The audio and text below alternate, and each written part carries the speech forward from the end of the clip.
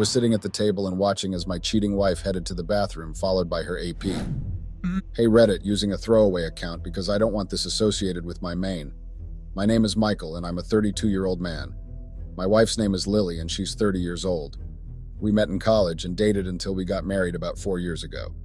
Things used to be great for us until they weren't anymore. But never would I have expected that she was cheating on me.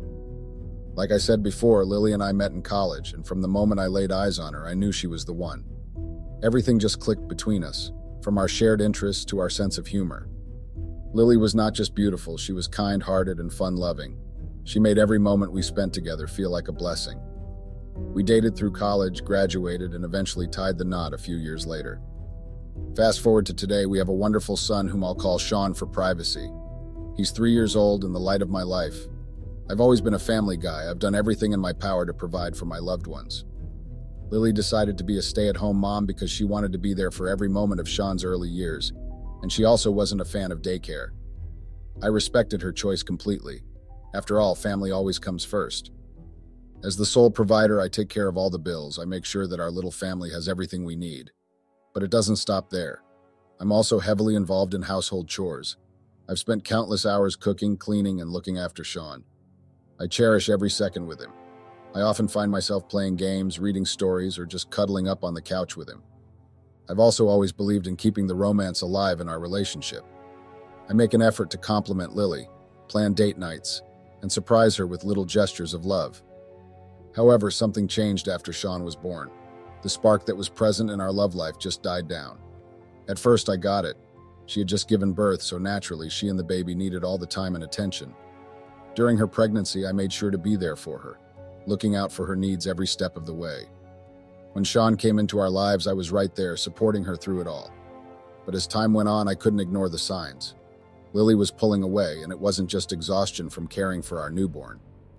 While I was up late with Sean, comforting him and trying to be the best dad I could be, Lily seemed distant, almost always lost in her own thoughts. Her mood swings started getting worse, and it got me thinking about postpartum depression. I knew it could hit hard, and I wanted to help her through it. So I got her into therapy, thinking it would be a step in the right direction. However, my efforts seemed in vain when Lily refused to attend her therapy sessions.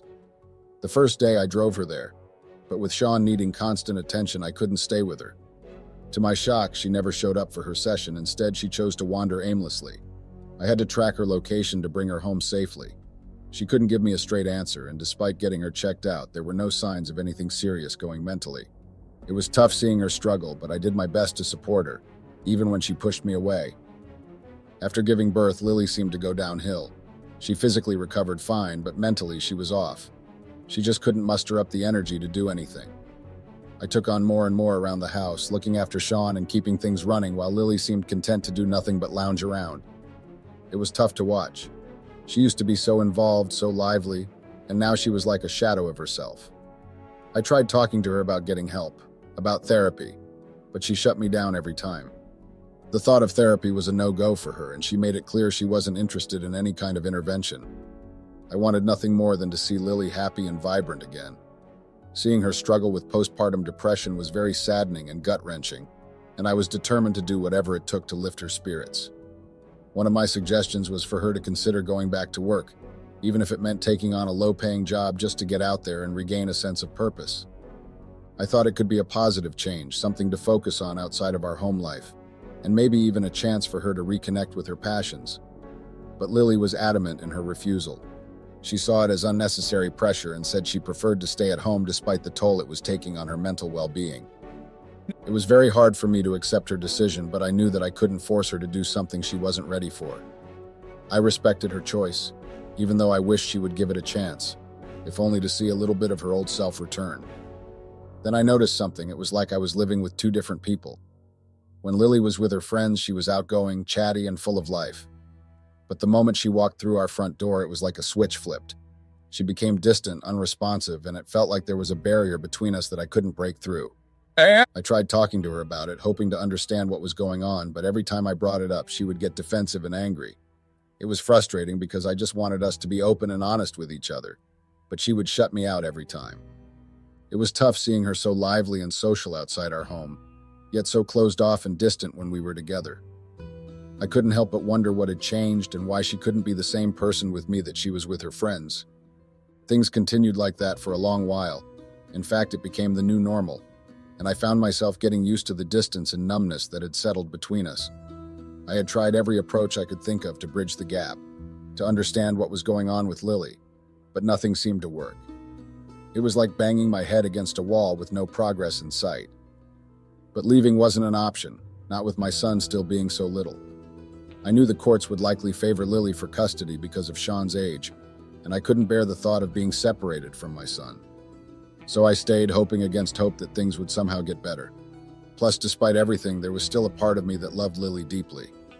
I wanted her to seek help, to find her way back to the vibrant woman I fell in love with. But she seemed stuck in this cycle of distance and temporary closeness. For about a year, maybe even 2, I noticed this pattern. Lily would be distant, almost unreachable, and I would start to withdraw my affections, feeling tired of the constant push and pull. It was then that she would suddenly become more attentive, more affectionate, as if sensing my distance. But it was always short-lived.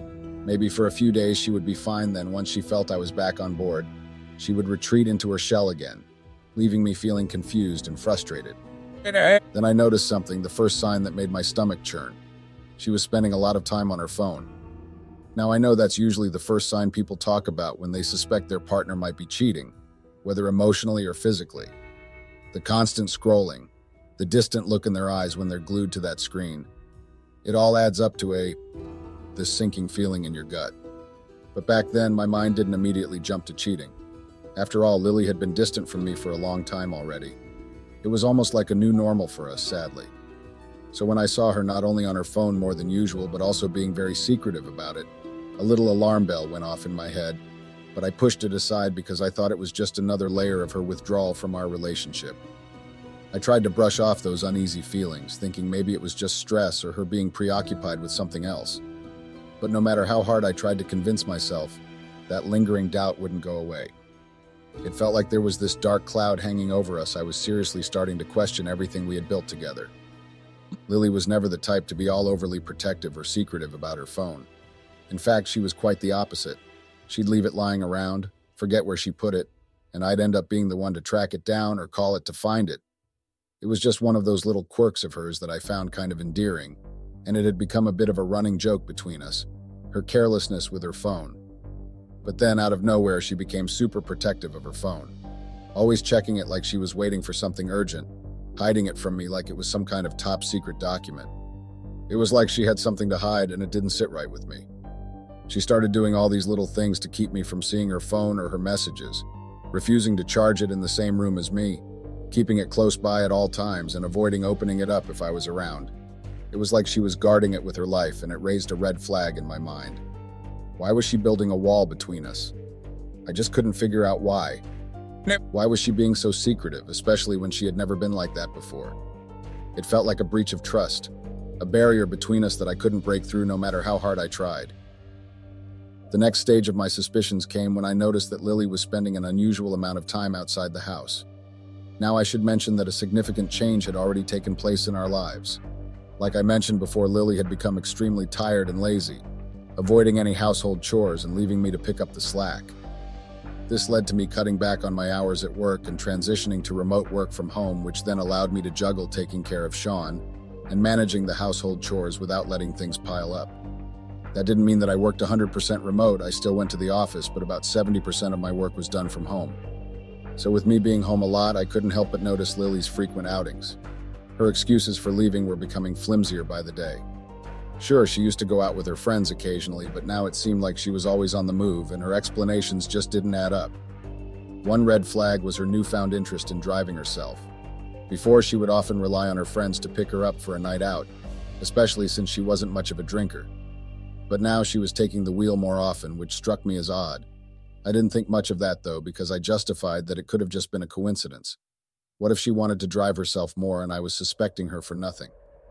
Then when I checked her location, it was always at random places. Restaurants, clubs, you name it. At first, I tried to convince myself that she was just spending more time with her friends, even though it felt off. What added to my confusion was that she never turned off her location sharing, which made it seem like she had nothing to hide. But every time I tried to bring up my concerns, Lily would get defensive and turn it around on me. She accused me of being the one who wanted her to be more social, and now that she was, I was suddenly questioning her every move. It was frustrating and confusing, to say the least. One of the things that really caught my attention was how much money Lily was spending all of a sudden. It was way more than her usual spending habits, and whenever I asked her about it, she always had the same excuse. She decided to pay for everyone's drinks or treat everyone to dinner. It just didn't add up. Her friends were well off, and they were all used to splitting the bill equally or paying for what they ordered, to avoid any confusion or tension. So her sudden urge to foot the bill for everyone raised my eyebrow. I didn't want to be the paranoid husband that was constantly questioning her every move, so I just asked her to be mindful of her spending. But deep down, my suspicions were growing. What finally tipped me off was a chance encounter at the grocery store. Now, I usually did the grocery shopping because Lily hated it and I didn't mind it. On this particular day, I bumped into one of Lily's closest friends, someone who was always part of their friend group. We exchanged pleasantries and caught up briefly. It was during this conversation that she mentioned something that didn't sit right with me. She hadn't seen Lily in a while. This was strange because every time Lily went out, she would always mention she was with her friend group. So why hadn't her friend seen her lately? When I casually asked about it, she seemed confused, confirming that yes, Lily hadn't been hanging out with them lately.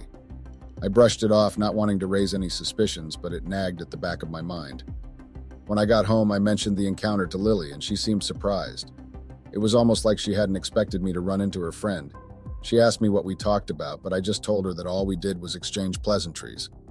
So I started checking Lily's location more frequently, something I hadn't done much before because her outings seemed innocent enough. Just restaurants and clubs, random places. But now, I was keeping a close eye on where she was going, trying to connect the dots and make sense of it all. Everything finally clicked. I had to admit my curiosity had reached its breaking point. I didn't want to be that overly suspicious husband, but I couldn't shake off the feeling that something was off. When Lily mentioned she'd be heading out to meet her friends, it was like a signal for me to act.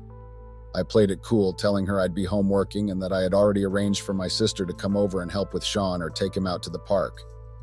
My sister arrived, and I waited until Lily left the house before I made my move. I told my sister I needed to step out for a bit, quickly grabbed something, checked Lily's location, headed to the restaurant where she was supposed to be, and as soon as I walked in, I spotted her. She was there, sitting with a guy. They were having dinner, but it wasn't just a friendly catch-up like she said, and these weren't the friends she told me she would be hanging out with. They were cozy, affectionate, and it hit me hard.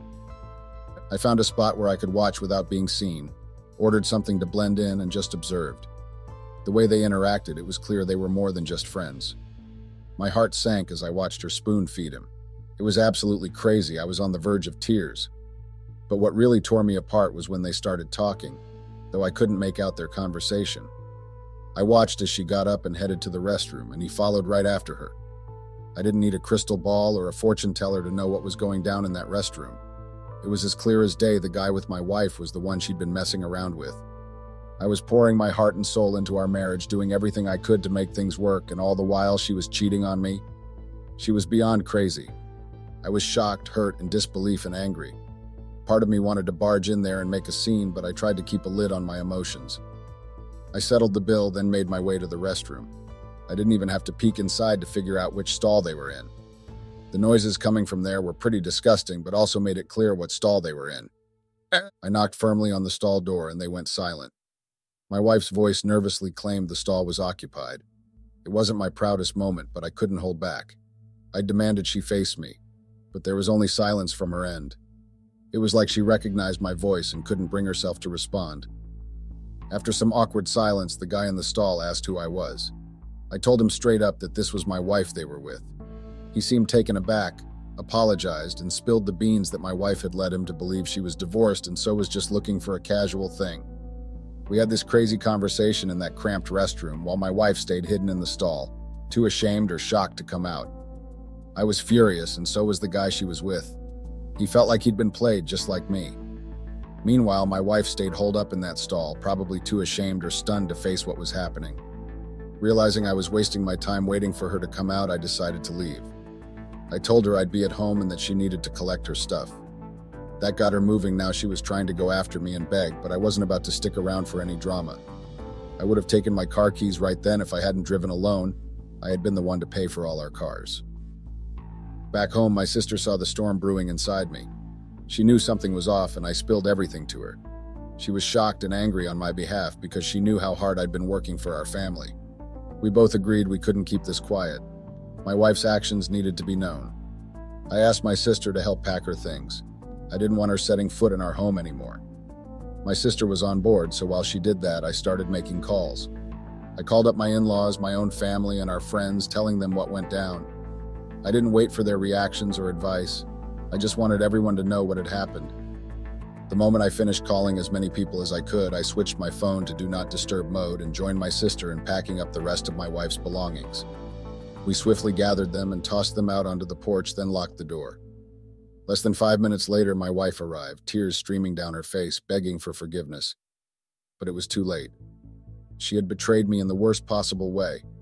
I, however, had to come out to retrieve the car keys from my wife, and it was quite a scene. She initially resisted and tried to withhold them from me. I had to stand my ground firmly and inform her that I would call the cops if necessary, and eventually she relented and handed over the keys.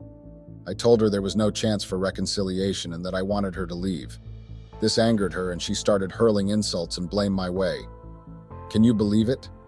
She blamed me for being vindictive, for not waiting even a day before exposing her actions to everyone. I didn't engage with her accusations. Instead, I ignored her while she stayed outside, screaming for hours on end. I'm even surprised my neighbors didn't call the cops for a noise complaint. My sister couldn't leave because we were scared my wife might attack her, so she stayed the night with me. Despite the circumstances, I was glad for the company. Sean, of course, is a kid and doesn't even understand what's going on. I don't want to burden Sean with the knowledge of his mother's infidelity, but I also can't bear the thought of letting her have custody. So I have turned to Reddit to share my story, to vent my frustrations and seek solace, and also get any helpful advice that you all can dish out. I've given my all to my family, worked hard, been there through thick and thin. To be repaid with betrayal cuts deep. I've been a loving husband, a responsible provider, and more. Yet she sought something else, and that stings. It's a painful truth to accept. Update. Hey Reddit, the response I received after posting my story was overwhelming in a good way. I wasn't expecting such an outpouring of love and support from strangers on the internet. I've been trying to read and respond to all the comments and DMs, but there's been a lot, so please bear with me if I haven't gotten to yours yet. The support means a lot to me, more than I can express. I will make sure I go through every single comment and direct message. It's been a week since I shared my story, so I should have updated sooner. I am so sorry, but here's the update. The morning after I posted, when I woke up, I noticed my wife had already left. She left and took her stuff. Surprisingly, she had paid for an Uber and booked a hotel room, which I found out from checking our joint account. I immediately cleared out the joint account to prevent any further use of our money. That is something I should have done earlier. I've also received calls and messages from various people, including her mother. Her mom apologized profusely and expressed disbelief at her daughter's actions. She asked if I could forgive her daughter, but I made it clear that I couldn't forgive such betrayal. My mom and siblings also reached out, expressing concern for me, and I reassured them that I was coping. Interestingly, none of her friends or family members were willing to let her stay with them, which is why she ended up at a hotel. Even her closest friends refused to take her in, which surprised me. I also noticed that she hasn't stopped sharing her location with me, confirming that she's still at the hotel. My sister, who had initially gone home, returned to stay with me for support. It's comforting to have her around during this tough time. I also received a missed call from one of her friends, the one I ran into at the grocery store. I haven't called back yet, but I'll update once I do or if anything significant happens. I also wanted to address some of the frequent comments I've been receiving. First off, yes, I've seen a lot of "you're stupid" comments, and you know what? I agree. I made a mistake by trusting her blindly, and I won't make that mistake again. It's a hard lesson learned, but one I won't forget. And for those of you advising to lawyer up, rest assured, I'm in the process of getting legal advice. I will not be navigating this situation without professional guidance. Regarding comments speculating about my wife's mental health, some have suggested she might be bipolar. While I don't believe she is, I'm not dwelling on it anymore. That's something she needs to figure out on her own because I genuinely do not care. That's her own problem now. There were also comments about me being too complacent, especially regarding her becoming a stay-at-home mom. I get where you're coming from, and in hindsight, it's easy to see the warning signs. But at the time, I never anticipated things would turn out this way. I do take full responsibility for the situation. Overall, I appreciate all the feedback, even the tough love. It's helped me see things from different perspectives and make better decisions moving forward. Thanks to everyone who has offered support and advice during this challenging time. It's been a very challenging time, but knowing that there are people who care means a lot to me. Update. Hey Reddit, it's been a while. Life's been a roller coaster, but I'm hanging in there. So after the initial chaos settled down, my ex-wife went into full drama mode. She called me up, screaming like a banshee about the joint account. It was like a broken record, her playing the victim while conveniently forgetting her own actions and the fact that she ruined everything for herself. I let her vent, mostly because I wanted to keep records of her craziness like my lawyer had advised. Then she started texting. Threats, insults, even some pathetic attempts at reconciliation. I didn't bother replying. I've learned not to engage with crazy people. Instead, I kept screenshots from my lawyer. Court's going to love this. When she got served with the divorce papers, oh boy, that was a show. She called me furious, yelling about how I was actually going through with it, as if I was supposed to stay in a toxic mess. I couldn't help but laugh. I'm finally breaking free from a manipulative cheat. Regret? Yeah, right. I've been stuck in a manipulative, loveless marriage for years because I stupidly thought we could work through it. And now that I was finally going to be free, I'd regret it, hell no. Family and friends have been checking in, but they've toned it down a bit. They are no longer calling and texting as crazily as they were before, which is quite a relief. They do check up on me occasionally and have talked to me about asking them for any kind of support if I need it. I really appreciate them a lot. My sister has been my rock. She isn't staying with me permanently anymore, but she always pops by when I need a break or just someone to talk to. It's good to have that support. Now here's a question I've noticed that keeps popping up frequently in my DMs in the comment section. Everyone keeps asking about her affair partner. Truth is, I know nada, zip, zilch. I met the guy once on the day when I confronted her in the restaurant. That was the first and last time. Never seen him before, never want to see him again. I guess he realized she's got a talent for deception too, claiming she was single as she had been recently divorced. Crazy, right? So yeah, don't bother asking about him. He's as much a mystery to me as he is to you all, and I'd like for him to remain a mystery. Life's moving on, slowly but surely. I'm focusing on Sean, on rebuilding, and yeah, even on myself. It's a journey, but I'm taking it one step at a time. Thanks for all the support and understanding, Reddit. You guys rock. Update. Hey Reddit, it's been a journey and I'm finally wrapping up this chapter of my life. I meant to update earlier, but life got busy, and honestly, I'm relieved this chapter is closing. I'm not used to regularly updating on Reddit, so this feels like a weight off my shoulders. So the court saga happened. I got custody of my son, Sean. That's the silver lining in all of this. My ex-wife got alimony, a token for her time as a stay-at-home mom, I guess. It wasn't much, thankfully, thanks to our state's laws taking her infidelity into account. It irritated me a bit that she got anything at all, but at least it's not substantial enough to change her life drastically.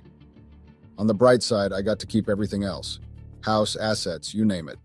It's a relief to have that stability for Sean and me. During the whole legal ordeal, my ex never once asked about Sean.